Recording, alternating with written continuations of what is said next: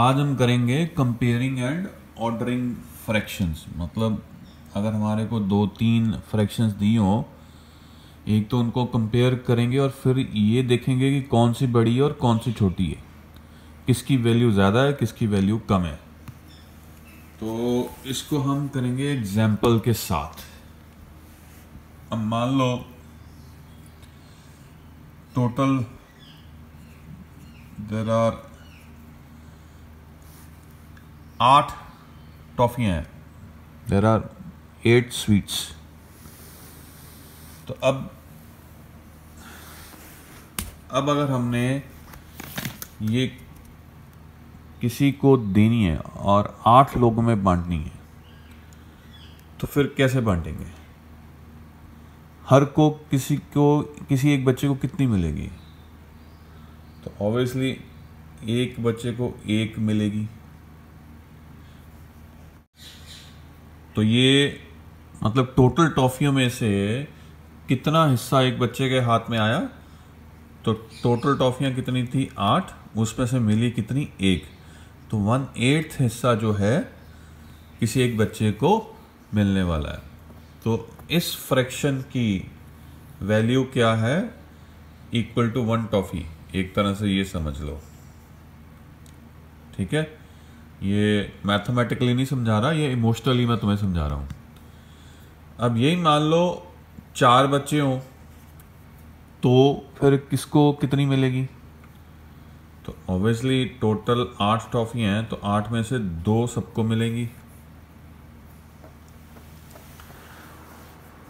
ठीक। तो अगर हम ये मैथमेटिक्स का फॉर्मूला इसको लगाएं, तो ये 2/8 को हम लिख सकते हैं 1/4 इंटू 2/2 लिख सकते हैं। अभी लास्ट हमने एक्सरसाइज की थी, स्मॉलेस्ट फ्रैक्शन करने की कोशिश की थी, तो ये कट जाएंगे आपस में, तो ये जो है इक्वल टू 1/4 हो जाएगा। तो टेक्निकली क्या हुआ? हर बच्चे को कितना हिस्सा मिला? हर बच्चे को हिस्सा मिला 1/4। तो पहले बच्चों को मिल रहा था 1/8 हिस्सा टोटल टॉफियों में से, अब बाद में कितना मिला? 1/4। पर एक्चुअल में अब सेकेंड टाइम टॉफियां कितनी मिली है? हर बच्चे को 2 टॉफियां मिली,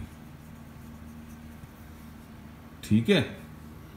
तो अब ये हुआ क्या है, जैसे ही फ्रैक्शन में जो डिनोमिनेटर है कम हो गया, तो जो हिस्सा मिल रहा है वो हिस्सा ज्यादा मिल रहा है। और एक सिचुएशन मान लो कि अब एक ग्रुप है जिसमें सिर्फ 2 ही बच्चे हैं और 2 बच्चों में टॉफियां बांटनी है। तो 2 बच्चों में टॉफियां बांटनी है, तो एक हिस्सा एक बच्चे को आ जाएगा, दूसरा हिस्सा किसी और को आ जाएगा। तो पर एक्चुअल में टॉफियां कितनी आएंगी? तो टॉफियां जो आएंगी वो 4 टॉफियां एक हिस्से में आएंगी। तो जब 8 बच्चे थे तो हर एक के हिस्से में कितनी आई टॉफियां? 1। जब 4 बच्चे थे तो हर एक के हिस्से में कितनी आई टॉफियां? 2। और जब 2 में बंटना है तो फिर कितनी टॉफीज आई? 4। तो कहने का मतलब ये है कि फ्रैक्शन के केस में अगर न्यूमरेटर जो है सेम हो, तो डिनोमिनेटर के ऊपर डिपेंड कर जाएगा कि बी फ्रैक्शन बड़ी है कि छोटी है। तो हमारे लिए ये जरूरी है कि डिनोमिनेटर छोटा हो, और अगर वो छोटा है तो वैल्यू ज्यादा है, अगर डिनोमिनेटर बड़ा है तो वैल्यू कम है। तो इस केस में जो बड़ी फ्रैक्शन होएगी वो ये वाली होएगी, उससे छोटी ये वाली, और सबसे छोटी ये वाली। तो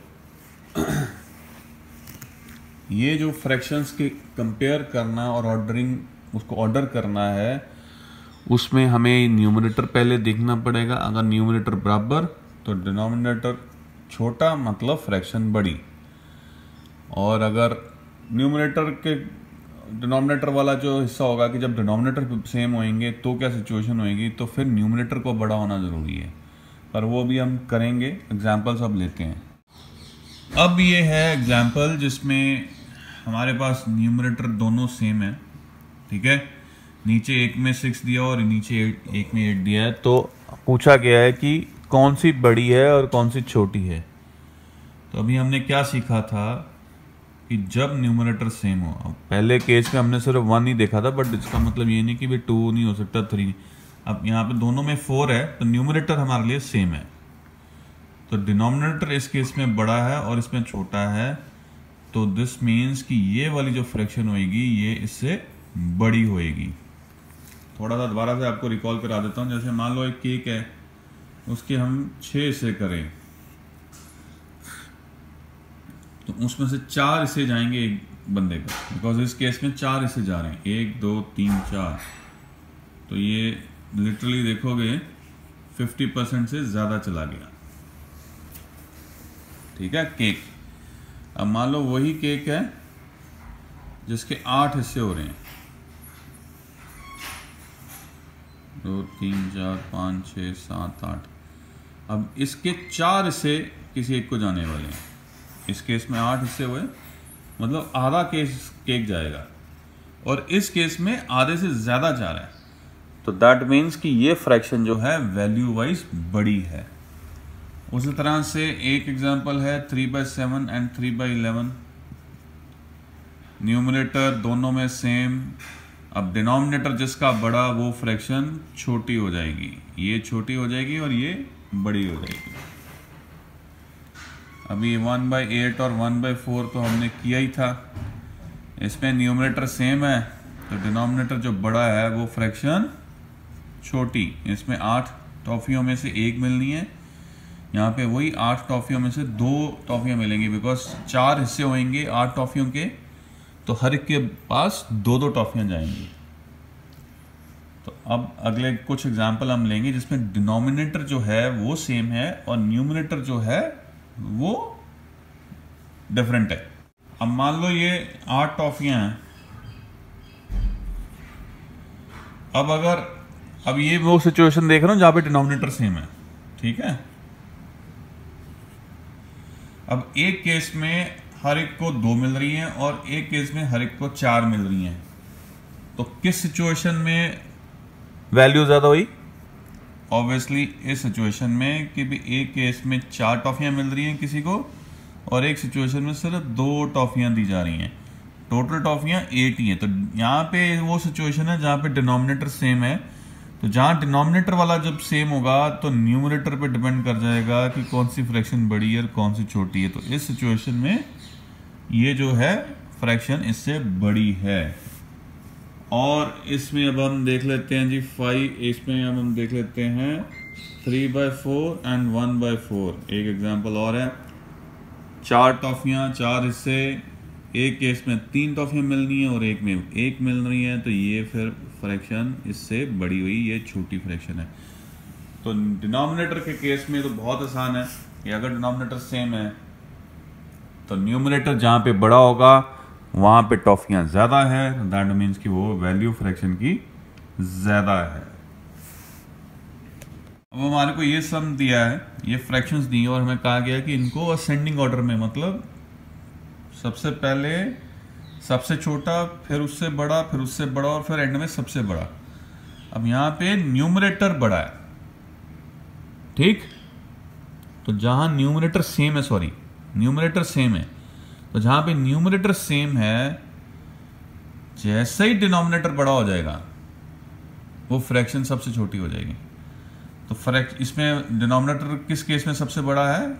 इस केस में। तो ये सबसे छोटी वाली वैल्यू वाली कौन सी बनी? ये वाली बनी। उसके बाद डिनोमिनेटर कौन सा कम है? ये। यहाँ पे उल्टा चलता है डिनोमिनेटर के केस में, ये ध्यान रख लेना। तो 7/8 जो है इससे थोड़ी सी बड़ी है, फिर उससे छोटा वाला और डिनोमिनेटर कौन है? वो ये वाला है। और एंड में सबसे छोटा जो डिनोमिनेटर है वो सबसे बड़ी वैल्यू रखता है फ्रैक्शन में। तो ये याद रख लेना, डिनोमिनेटर के केस में उल्टा चलेंगे हम, जितना छोटा डिनोमिनेटर उतनी वैल्यू ज़्यादा। और न्यूमरेटर के केस में तो बड़ा आसान है, जो न्यूमरेटर बड़ा है वो फ्रैक्शन बड़ी है। टॉफियों का याद रख लेना तो काम आसान हो जाएगा। तो इस तरह से आपने ये सारे सम्स करने। एक एग्जांपल और लेते हैं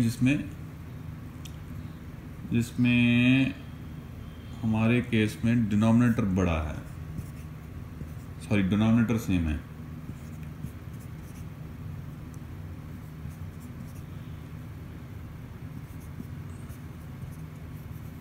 और ये असेंडिंग ऑर्डर में लिखना है, मतलब सबसे छोटी फ्रैक्शन सबसे पहले लिखनी है।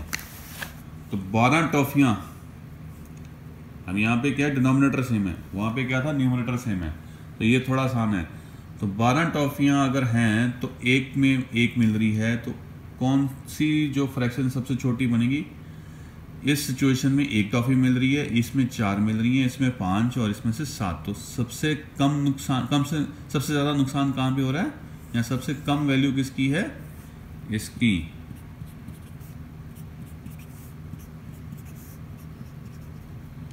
और उसके बाद कौन सी फ्रैक्शन में ज़्यादा वैल्यू आ रही है, इसमें, उसके बाद इसमें, और एंड में किसमें, इसमें।